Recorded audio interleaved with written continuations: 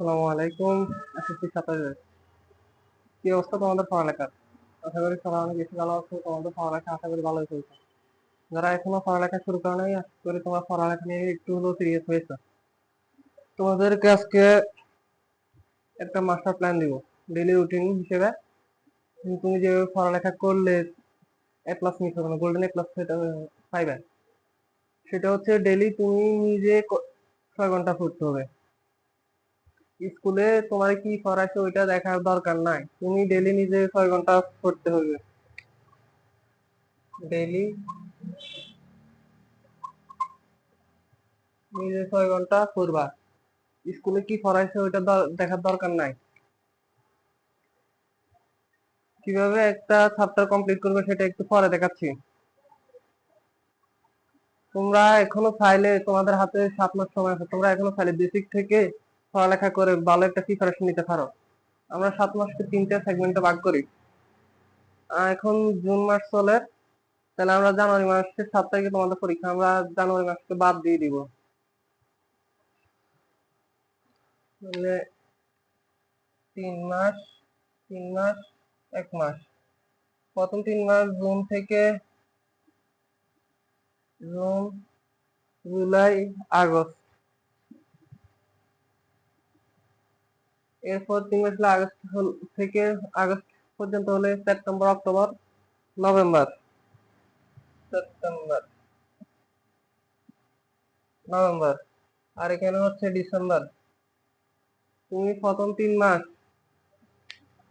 Basic থেকে পড়তে পারবা। বেসিক থেকে যে কোনো জিনিস তুমি প্রথম 3 মাস পড়তে পারবা।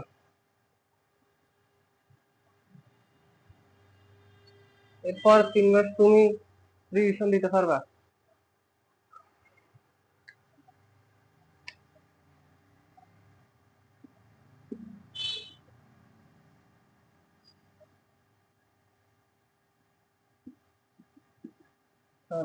পরের 3 মাস তুমি রিভিশন দিতে পারবা।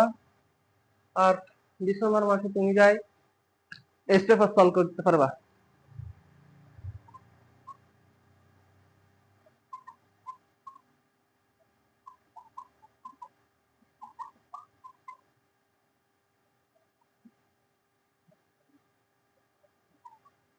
এখন বলতে পারো ভাই আমি বেসিক ক্লাস থেকে করবো, আমি কোনো কোর্স না বা কোনো প্ল্যাটফর্মের সাথে আমি অ্যাড নাই। তাহলে বলবো তুমি যে কোনো একটা ইউটিউব চ্যানেল ফলো করতে পারো, বা আমার ইউটিউব চ্যানেলটা ফলো করতে পারো, মাউন্ট দিল। আমি প্রত্যেকটা চ্যাপ্টার এমনভাবে গুছিয়ে দিয়েছি, প্রথমে বেসিক, তারপর সিকিউ, তারপর এমসিকিউ, তারপর এসকিউ পড়ায় তোমাদেরকে একটা চ্যাপ্টার শেষ করেছি। তো চাইলে তুমি মাউন্ট ইউটিউব চ্যানেলটাও ফলো করতে পারো। এরপরে তো অনেক প্ল্যাটফর্ম, আমি নিজেও রিভিশন বেস রান করাবো, তো তখন তুমি রিভিশন বেসে ভর্তি হয়ে রিভিশন করতে পারবা। এরপর ডিসেম্বর মাসে তুমি টেস্ট পেপার সলভ করবা, সিকিউ এমসিকিউ দুটোই সলভ করবা। এখন বলতে পারো ভাই একটা চ্যাপ্টার কয়টা স্টেপে শেষ করলে পুরোপুরি শেষ হবে। প্রথমে আমি বলবো, আমি একটা স্টাডি টেকার দিয়েছি। স্টাডি টেকার, প্রথমে তুমি চ্যাপ্টারের নাম লিখবা। তুমি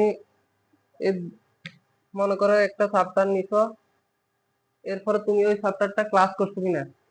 যদি ক্লাস করে থাকো তাহলে এখানে টিক মার্ক দাও।